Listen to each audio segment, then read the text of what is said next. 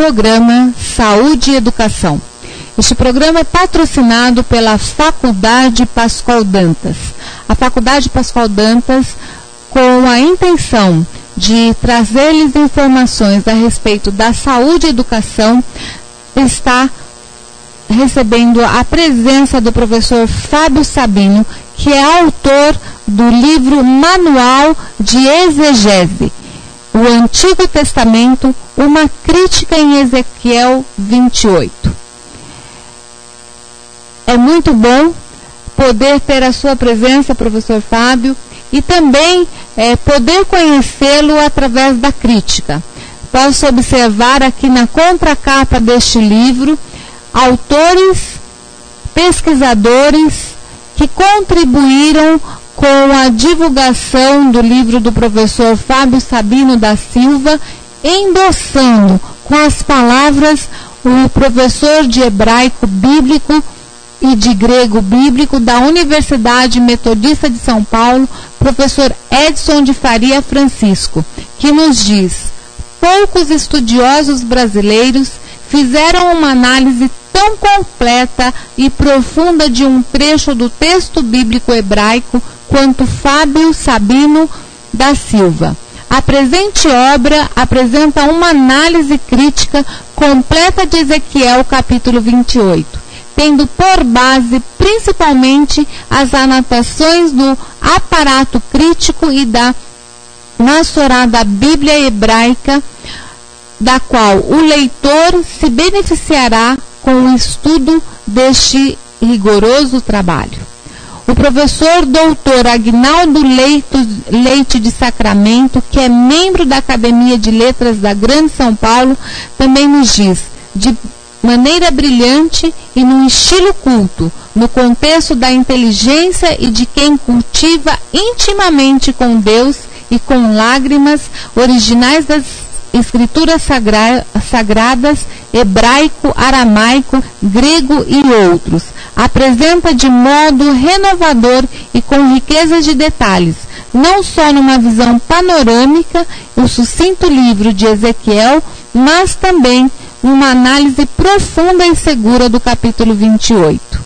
O professor Severino Pedro da Silva, da Academia Evangélica de Letras do Brasil, contribui dizendo: Manual de Exegese do Antigo Testamento, escrito com unção, perícia e erudição pelo professor Fábio Sabino, traz em si mesmo, sem nenhum acréscimo, uma mensagem orientadora para o mundo evangélico e até mesmo fora dele. Ainda temos aqui a presença de outros convidados que endossam tais consentimentos, e é com um grande privilégio, professor Fábio, que nós temos a sua presença aqui na Faculdade Pascoal Dantas e neste programa. Nesta madrugada, no dia 18 de agosto, iniciamos um dia com a presença de Deus e com sua presença também aqui neste programa. Professor, nos fale então a respeito deste trabalho que você vem desenvolvendo e essa sua pesquisa acadêmica. Obrigada, Márcia. Bom dia. Já está raiando o dia maravilhoso, belo, pleno. Quero agradecer também à Faculdade Pascoal Dantas pela essa rica oportunidade de estar aqui divulgando, falando um pouquinho sobre a área crítica, a área da teologia, se referindo às escrituras, aos escritos e ao trabalho, ao meu desempenho e o meu lado também acadêmico. Sabendo que eu estou aqui dentro de uma instituição que tem um cunho acadêmico, tem o seu peso, tem as suas prerrogativas, e eu me sinto lisonjeado de estar também ao lado de uma grande acadêmica dentro das suas áreas, especializações, e eu fico até aqui, tão pequeno, acuado, sendo entrevistado por uma grande apresentadora. Mas se tratando do meu livro, é um trabalho acadêmico. Esse livro vem parte do meu mestrado, onde eu procurei analisar um capítulo da Bíblia, de Ezequiel, capítulo 28, um texto muito discutido desde o século IV, quando Jerônimo fez a sua versão para a Vulgata Latina. Ao analisar esse conteúdo, analisar o texto em português, eu já tinha observado que possivelmente haveria alguns problemas inseridos dentro daquele texto. Só que me faltavam alguns elementos principais para chegar no objetivo que eu já tinha traçado. Eu já tinha um conhecimento do hebraico por ter feito na graduação em grego, porém eu queria aprender o aramaico, porque algumas porções do Antigo Testamento foi escrito em aramaico. E houve a felicidade de eu fazer parte da primeira turma de aramaico bíblico e targúmico da USP, de um professor que tinha se especializado na Síria, uma cidade chamada Malula, onde ainda se falava e ainda se fala o aramaico bíblico.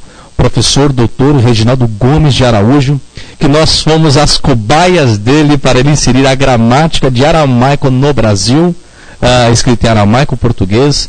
Nós fomos os seus ajudadores. Nós ali colaboramos com o projeto dele para o seu pós-doutorado e teve êxito e auge. E para mim veio essa riqueza do conhecimento do aramaico para poder desenvolver melhor a questão do meu mestrado. Analisando o texto de Ezequiel 28, eu pude verificar na Bíblia Hebraica Stuttgartensia, que é a Bíblia de referência hoje no mundo. E nós temos a oportunidade, nós aqui no Brasil, a Sociedade Bíblica do Brasil hoje, ela está fazendo essa impressão dessa Bíblia no Brasil. Conseguimos publicá-la aqui no Brasil. Nós temos um endosso na Bíblia Hebraica Stuttgartensia do professor Edson de Faria Francisco, que se tornou um marco aqui no Brasil, vem se tornando. Ele fez um manual da Bíblia Hebraica Stuttgartensia que me auxiliou nesse meu projeto. Eu tenho uma parceria com o professor Edson de Faria Francisco, que faz o endosso. Ele me auxiliou nessas pesquisas. Foi do manual dele que eu pude verificar algumas incógnitas lançadas no texto da Bíblia Hebraica Stuttgartensia. Ao analisar Ezequiel 28, eu pude verificar que a tese até então do século IV de São Jerônimo, conhecido mais como Sofrônio, Eusébio e Jerônimo, isso é um palavrão. Isso é um palavrão. Um grande marco dentro dos pais da igreja, um dos maiores teólogos, antes até mesmo de Constantino oficializar o cristianismo como religião mundial. Foi ele quem colocou a religião, a unidade dentro do catolicismo pela sua versão. Ele fez uma Bíblia para se tornar popular, só que nessa popularidade, de tão popular que se tornou, acabou vindo algumas questões teológicas que, ao analisar o texto hebraico, eu pude verificar que algumas coisas passaram do seu limite. Não desfazendo o grande trabalho desse teólogo, desse perito, de São Jerônimo, mas eu pude fazer um trabalho acadêmico que traz uma outra possibilidade, uma outra visão teológica que vem contribuindo melhor com o ensino teológico no nosso país. Em uma crítica, de um lado científico, dentro de uma crítica textual, de uma crítica literária, analisando todos os pormenores existentes em manuscritos hebraicos. Então eu pude colocar, expandir e dizer para muitos acadêmicos e muitos estudiosos que existe uma outra visão de Ezequiel 28, e não somente a visão que Jerônimo colocou no século IV. Estamos no século XX. Então existem muitos mecanismos. Esse foi um ponto inicial, um ponto principal, que é esse livro, esse material. Mas já estou com o meu projeto de doutorado, um projeto também que muda muitas características, que é sobre o Evangelho de Lucas, faz parte do nosso cânon, faz parte do Evangelho.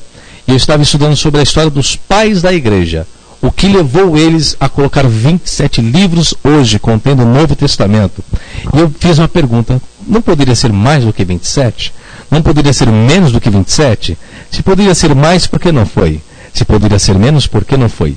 Esse é o meu projeto de doutorado, que praticamente já está pronto. Já está pronto. Já está pronto. Não levei mais de 2 anos, não apresentei para universidade nenhuma, mas já está pronto. E eu tenho até medo, porque eu vivo num país cristão. Lógico, eu não estou desmerecendo a fé de ninguém, mas simplesmente um lado acadêmico. E eu me preocupo em fazer as pessoas pesquisadoras, as pessoas pesquisarem, estudarem, investirem em conhecimento. Porque a fé, todo mundo já nasce com ela. A pessoa já tem a sua fé, onde essa fé ela é estimulada. Mas eu quero estimular o conhecimento, a razão, o intelecto, a lógica, por intermédio de uma crítica. criticar para obter resultados maiores, grandiosos, para que a pessoa possa ter êxito naquilo que ela quer construir. Esse é meu livro, são algumas páginas de uma crítica que rendeu 272 páginas de um único capítulo de Ezequiel 28 com alguns versículos e rendeu 272 páginas. É um êxito e eu fico contente por saber que é único no nosso país, é um material único. Hoje eu me constituo e sou o único exegeta da linha pentecostal, ou seja, que as pessoas dizem que é até contraditório. Como pode um pentecostal desfazer de uma teoria que todos os pentecostais defendem? Então, digo de cunho pentecostal porque as faculdades que eu leciono são faculdades do ramo das mantenedoras pentecostais. Então, por isso que eu me considero um crítico exegeta do ramo pentecostal, sabendo que existem grandes outros exegetas de cunhos luteranos, católicos e tradicionalistas. Mas eu fico honrado e lisonjeado em poder estar aqui apresentando meu trabalho e um pouquinho da minha história, do meu percurso. Professor Fábio, parabéns pela densa pesquisa, pelo empenho em realizar essa proposta de poder fazer a diferença numa pesquisa onde há tanto investimento, na qual temos aqui apresentado e publicado nesse livro Manual de Exegese, Antigo Testamento, uma crítica em Ezequiel 28. Professor Fábio, sabemos que precisamos conhecer, precisamos pesquisar e precisamos estudar a Bíblia. Muito tem sido falado a respeito do ensino religioso na educação. Como você vê a possibilidade da inserção do estudo da Bíblia na educação infantil, no ensino fundamental, médio e até mesmo no ensino superior, na graduação? Qual é a contribuição de estudarmos a Bíblia na contemporaneidade, neste mundo atual? Diferentes professores, diferentes pesquisadores têm sido veemente contra e outros veementemente a favor. De que forma poderíamos contribuir com o desenvolvimento de nossas crianças, principalmente no senso crítico e na formação moral dos nossos alunos? Bom, a religião, ela tem a tendência de acrescentar valores benéficos para o ser humano. O que nós temos aí na contramão da religião são as pessoas que lidam de forma errada com a religião. Pessoas que utilizam a religião para outros fins, e não os fins de melhorar a educação, melhorar uma sociedade, melhorar uma política. Porque, querendo ou não, a religião, ou a Bíblia, ou qualquer livro que trata de religião, ele vai tratar de lados sociais, vai tratar de lados políticos, vai tratar de lados culturais. E nós vivemos em uma sociedade, que essa sociedade é completa de todos esses fatores, da política, da educação, da cultura e do costume. Agora, é contribuinte a religião dentro do ensino das escolas fundamentais, ou até mesmo do ensino médio, até mesmo dentro da graduação? A sua importância se dá porque todas as ciências, elas sempre têm um fundo histórico. Elas têm que ter uma descendência, elas têm que ter uma árvore genealógica. E o conhecimento da religião, ela só traz a somar e não a diminuir. Agora, volto, o lado ruim depende de que forma as pessoas vão lidar com essa religião. E só que, infelizmente, pouco se faz para que isso seja propagado. Então, nas escolas, poucas são as escolas que têm essa disciplina sobre religião. Porque parece que dá muito mais importância a outras atividades do que uma atividade mental, de conhecer história. Algumas pessoas acham que é um pouco pacato estudar sobre religião, coisas que já aconteceram, coisas que já foram. Isso é ruim porque nós acabamos deixando a nossa identidade familiar, de lembrar dos nossos antepassados, no que eles contribuíram para nós estarmos aqui hoje e sermos o que somos hoje. Então a religião, ela contribui nesse sentido, de conhecermos uma história, de conhecermos outras visões concernentes até mesmo à ciência, nós temos o lado da criação, o lado criacionista, né, que o texto bíblico nos traz uma história como que o mundo foi criado, como ele foi desenvolvido. Só que a ciência traz uma outra visão, né, que a criação foi de uma outra forma. Isso não é chocante, isso não é antagônico, isso não é contraditório. Simplesmente são visões distintas. Porque nós somos seres pensantes e cada ser pensante tem a sua mente, tem o seu raciocínio, tem a sua lógica, cada um pensa de forma diferente. Mas o que nós devemos aprender com essa religião é respeitar as visões e respeitar as posições. E a religião nos ensina isso. Nós devemos respeitar a religião do nosso próximo, por mais que ela seja contrária com os nossos raciocínios, e os nossos pensamentos e os nossos fundamentos. Mas essa é a necessidade, ainda mais para um país, nosso Brasil, que prioriza o cristão, prioriza o cristianismo. E o cristianismo é uma religião de paz, é uma religião do amor, é uma religião da hospitalidade, é uma religião que você estende a mão, é uma religião que você abraça, é uma religião que você dá afeto. Então, ainda mais para crianças, afeto, crianças que às vezes vêm de um lar totalmente, não digo destruído, mas um lar conturbado, um lar com problemas familiares. E as histórias da religião que estão contidas na Bíblia, às vezes ajuda o sistema do pensamento dessa criança, ou seja, a evolução desse pensamento, tira um pouco da imagem negativa que ela vê todo dia, às vezes dentro do seu lar, até mesmo um adolescente. Ele está na sua fase, a sua grande puberdade, a fase do crescimento, a fase dos hormônios, o crescimento, a fase do querer, do agora, do já, e não do depois, não para o amanhã. E às vezes nós vamos encontrar textos que diz para a pessoa acalmar, esperar um pouco, porque há tempo para todas as coisas, escreveu Salomão. E Salomão fala muito bem sobre a adolescência. Salomão é um expert nessa questão da adolescência. E nós temos também, essa idade já madura, a idade do descobrimento melhor racional, das pesquisas, do lado científico, do lado ontológico, e nós entramos nessa área do saber. E a Bíblia é um livro que fala muito acerca da procura do saber, dos impérios que estão ali inseridos, o Império Grego, um berço do maior cunho filosófico, ou seja, os grandes filósofos partiram, e a Bíblia faz menção desses conhecimentos, dessas iniciativas, dessas prerrogativas. Então, a religião ela é de suma importância para todos os níveis, desde a criança, desde a adolescência, até a maturidade nos dias de hoje. Ela é de suma importância para qualquer país, independentemente do seu credo religioso. Mas a ciência da religião, ela sempre tem que ter o seu espaço, e não expulsá-la e não rejeitá-la. Mas ela deve ser aplicada ao dia a dia na vida de cada ser humano, assim como a educação dos pais, assim como o bom dia, a boa tarde e boa noite que nós damos todo santo dia para todas as pessoas. A religião deveria ser bem-vinda como um bom dia, boa tarde e uma boa noite também. Professor Fábio, já quase ao término do nosso programa, nós temos uma curiosidade. Este programa é intitulado Saúde e Educação. Eu gostaria de solicitar-lhe um exemplo na Bíblia a respeito da saúde e da educação por meio dos personagens bíblicos. Em termos da saúde, o povo judeu é um povo que sempre priorizou essa questão da saúde desde a peregrinação no deserto.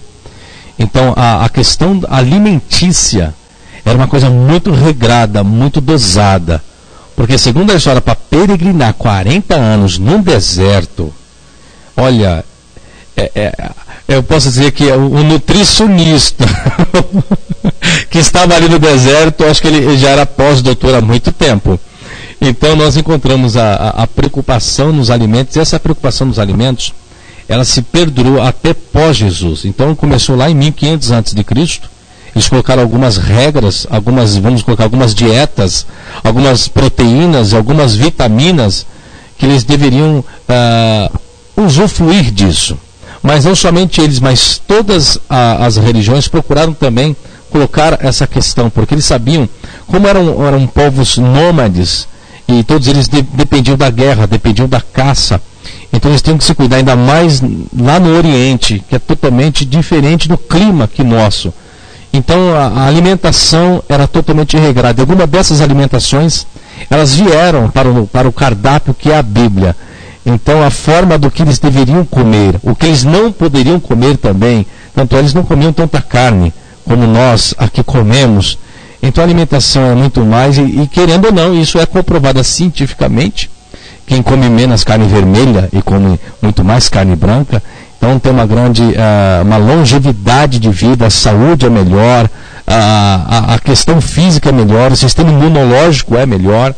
Então a Bíblia contribui muito sobre isso. Isso a gente vê no período de Moisés e se estende por toda a Bíblia. Quando chega nos apóstolos, em Atos dos Apóstolos, apóstolo Pedro escreve uma carta e entrega para Barnabé e para Paulo, dizendo: olha, pega essa carta, leva essa carta e lê para todas as igrejas, dizendo: olha, se abstém da carne, se abstém disso, se abstém daquilo.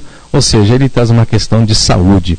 Educação, eu vejo educação na pessoa de Jesus. Para mim, o maior educador foi Jesus Cristo, porque ele educou, que era difícil, uma cultura com a qual ele vivia, sendo judeu. A mulher não tinha espaço dentro do judaísmo. A mulher, ela não tinha, é como se ela não tivesse educação. E Jesus Cristo, ele priorizou uma educação para a mulher. Assim como muitos países hoje, a mulher não tem oportunidade de trabalho, oportunidade de crescimento, oportunidade de vontade própria, de expor aquilo que ela acha ser certo e correto. E o maior educador, Jesus Cristo, provou para os judeus, para os homens, dizendo: olha, vocês estão errados. A mulher, ela tem uma sociedade, ela vive uma sociedade, ela vive em um lar, ela tem as suas prerrogativas, ela tem as suas deficiências, mas tem as suas qualidades, e a mulher deve ter valor de igualdade com o homem.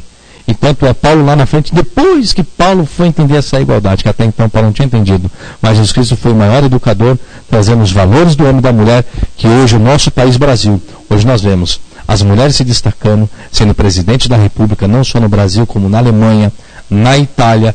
A mulher hoje, ela vê o espaço que ela tem, mas demorou um pouquinho aqui, né? Demorou um pouquinho, mas chegou, e vai melhorar, mas sabendo que existiu sim pessoas que sempre estimulou a educação em pé de igualdade.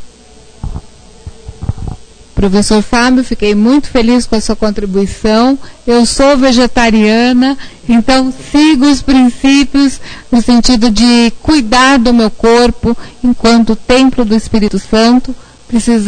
Não somos responsáveis pelo nosso corpo, porque ele é um presente e foi emprestado por Deus para que pudéssemos seguir os princípios da qual ele nos deixou. Já quase finalizando o nosso programa, a nossa última pergunta. Nos diga um personagem que fez a diferença na sua vida no Novo Testamento e no Velho Testamento. Bom, no Antigo Testamento, Davi, por ser um grande guerreiro, ser de baixa estatura como a minha, isso eu não posso negar, isso eu afirmo. Não tive o privilégio, mas eu vejo Davi pelo fato de Davi ter sido rejeitado pelos seus familiares, pelo seu pai, pelos seus irmãos, mas por toda a rejeição que houve, alguém acreditou no potencial que ele tinha.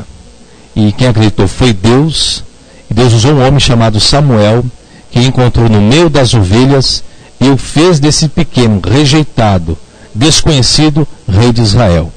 Eu me vejo dessa forma, pelo todo o percurso que eu passei na minha história de vida, meu percurso de vida, hoje eu alcancei meu êxito.